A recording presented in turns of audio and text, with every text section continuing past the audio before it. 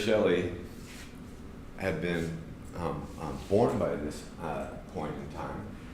And these visitations would go on late at night, and he noticed that Mary Shelley was hovering on the staircase, listening to the conversation. And she was quite young at the time, and he deemed it probably not appropriate for her to be hearing this. And so he went to take her upstairs to bed, and instead, Mr. Coleridge, if I'm not mistaken, said, "Oh, no, she should stay and hear this." And so he paved the way for Mary Shelley to be part of this particular evening's activities.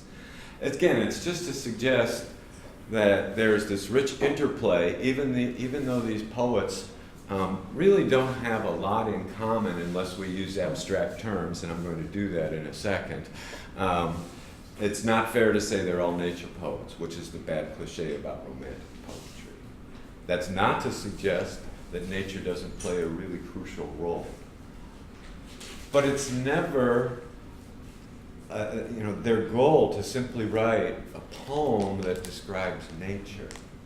And so, as you can see in this first point here, what I like to suggest is I think that what's really significant in the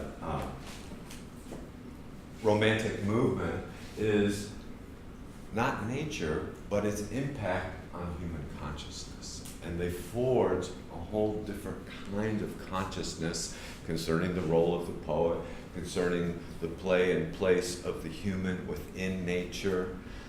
Today, I don't know if this even resonates for you in the way it did for me when I first started studying these folks, because I'm afraid that most of you like to live in this. And that ain't nature, that's culture. Looking at a photo of nature is not nature. Now, I'm not saying that I want to undo all technology, but I do think that we live in an era in which we like to repress our place in nature and elevate our place in culture.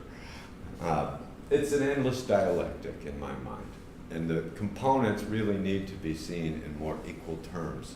At least that's my opinion. I fear sometimes people forget there's even something like nature unless they look up a picture of the stars or the sun in their phone.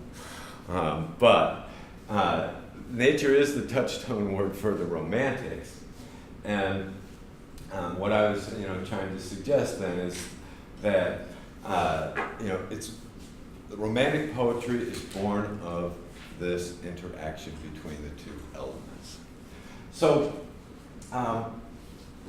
in that era, and again, I would ask you, do you think that we can even remotely say this of our era with any truth?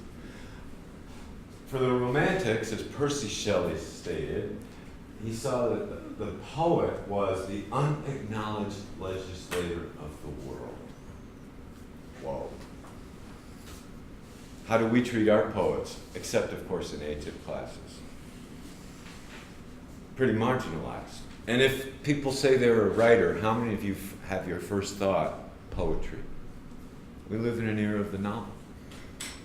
And so, and that's not necessarily a bad thing, it's just a fact. And so you can see then that for the Romantic generation, poetry was held in the highest esteem. And even though we have some significant novels being produced during this time, I think few would argue about the significance of the poets during this particular era, which I'm defining as 1790 to 1830.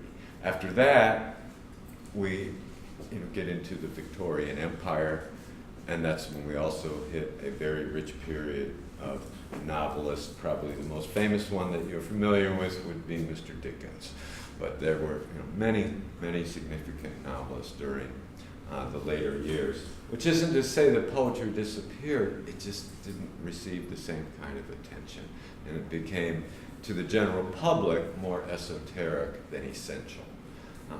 Not true, though, in the Romantic era. And so, one of the things that marks this shift, this turn into Romanticism, is a new poetic voice. And while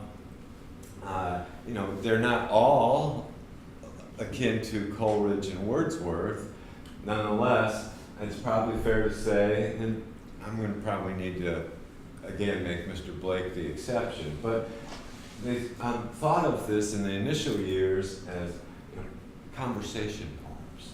Now, that conversation didn't necessarily mean that they were overtly talking to other folks within the context of the poem, but that what they were really getting at is a new kind of diction, a new kind of way for poetry to sound, and they were also trying to make it an important instrument within this era of democratic revolutions. And that, I think, is fair to say, was successful.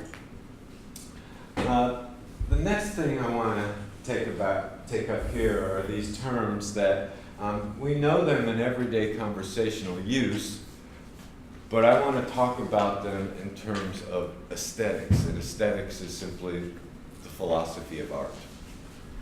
And what I think it would be fair to suggest is that this first generation persistently sought out the sublime. We'll arrive at a couple variations on that motif, but surely that was their goal. On the other hand, the beautiful, I'll talk more about the sublime when we're in the poems. The beautiful is not the same as the sublime. When one speaks of beauty, one generally talks about a work of art in terms of, say, for example, balance. The sublime, by contrast, is that which is overawing. And so, to put it in context, you can perhaps well imagine, I don't know how many of you visited, like, say, the Grand Canyon, something like that. When you're present in that, all of a sudden, you see nature in a different way. It is awesome. And for the beautiful, what's meant is rather a sense of proportion and balance. Now, the grotesque is the other side of the coin with respect to the sublime. And that's important because when you tackle Ms. Shelley's famous novel, you're going to find that in certain ways, while Victor Frankenstein, creator of the creature, Victor Frankenstein sought to transcend nature, to create something sublime, human life itself, we all know from a very early age